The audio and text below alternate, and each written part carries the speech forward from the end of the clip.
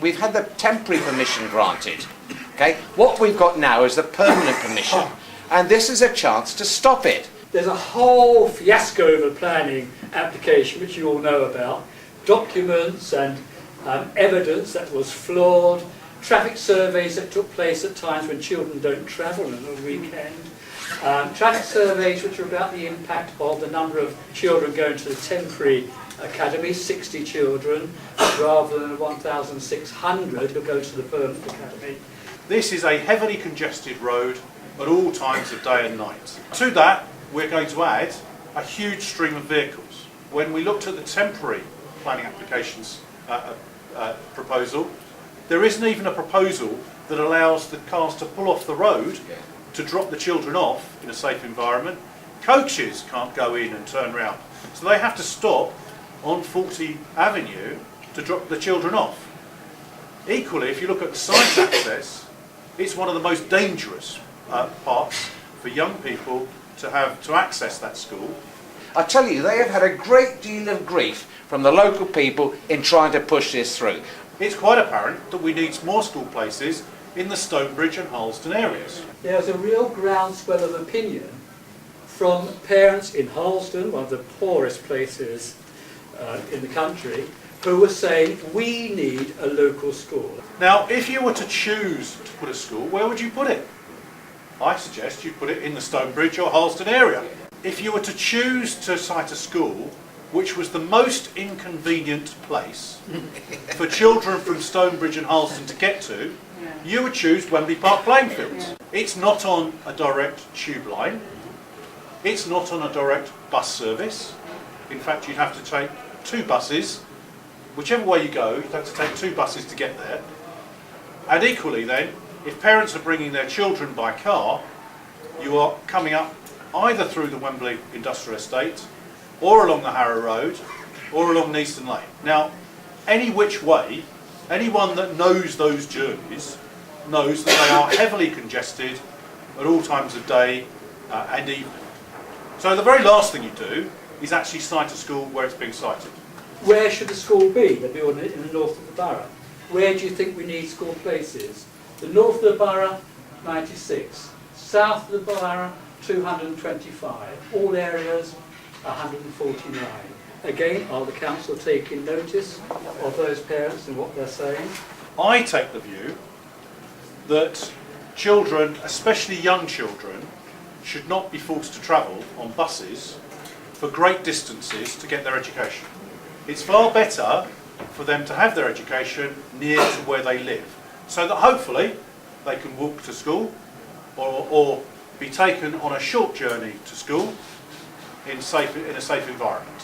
When the plans were first drawn up for the catchment area of the school actually wasn't even in the catchment area for the school because of where it was drawn, right to the south of the borough. At which point we pointed out how illogical it was to do that, and then suddenly the catchment area got redrawn to include the school. Residents from Barn Hill and their children would be excluded from that catchment area, interesting enough. So children that could walk to the school would have been excluded. First of all, we were told that the playing fields would be accessible while the school was being built. That was removed, they aren't available. People who use the site for the nursery and other things were taken off at very short notice. Children of Chalk Hill Estate, just down the road, were going there for football practice. I took my school there for inter-school matches on a Saturday. That's all been lost. I parked up on 40 Lane the other night because I was late trying to go into town to meet some friends. When I parked the car there was at least 10 rats which ran out of the site. Now, what we're talking about is those few kids that are already going to school on that site every day are going onto a vermin-ridden site. They are obviously rats which are being disturbed because of the rebuilding that's going on.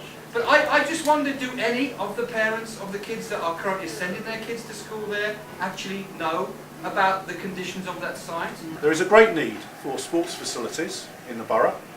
There's a great need for the playing fields to be available, not just for young people, but for people beyond school age. There's a great need for a sports centre facility.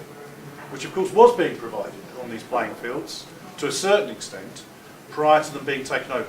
When we go right back to the 19th century and see the beginning of the struggle for education, in the appalling conditions that existed in our industrial towns and in our rural areas, and we realised that what people were saying was that education is a central part of the struggle for a dignified, decent way of life. It's a central part for the extension of democracy. It's an essential part of just fighting for reasonable lives for working people living in this particular economic system. What they'll look back and say is, what happened to state education?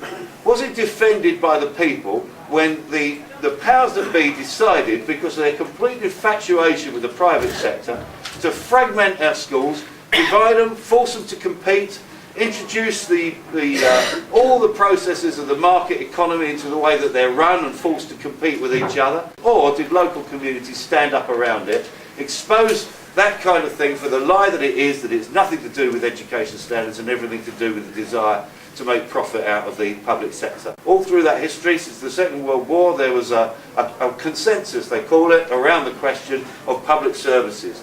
That we could unite around the notion that people have a right to expect decent public services provided by the state. And that consensus was under attack because of a number of things that happened internationally, and of course because of the onslaught on socialism and left politics and progressive politics and trade unions under Thatcher. The whole thing became up for grabs, and the notion became that we turn everything over to the free market. They're also now talking, I'm sure you know, about expanding academies into the primary sector. So the privatisation is happening there. We are on a direction of travel that many of the people who supported the first few steps of that direction would never support now. The first steps were to give schools local financial control. Local financial management it was called, wasn't it? LFM. Then it became LMS, local management of schools. And then it became the fact that you were encouraged to have more and more independence from local education authorities. And then they experimented with city technology colleges. And then they experimented with opting out and grant maintained schools. But you got a vote in that, and too many bodies of parents campaigned and won the vote, so they turned it down. So that was no good because people didn't want those grant maintained schools. They never took off. And then we went through education action zones. We went into the whole area of PFI, which is making millions of pounds for very fat cat operations, taken straight out of the education budget and into their pockets. And now we're at the stage of academy schools and trust schools, which are ugly kind of twin sisters really, of breaking up education, taking them out of local authority control and putting them in the hands of the private sector. But I don't think it's going to stop there. We are losing our schools. I say no taxation without representation. We don't have representation here. Don't let them take our schools away from us. They took away electricity, they took away gas, they took away water. We're paying for that. This is about the IMF structural rearrangements. It's about the World Trade Organization and its General Agreement on Trade and Services. It's about the EU Services Directive. You look across the world, you see the same process continuing. It's not an accidental thing. It's a commitment to return the world of public service and of education into the world of profit. And they're pursuing it vigorously wherever they go.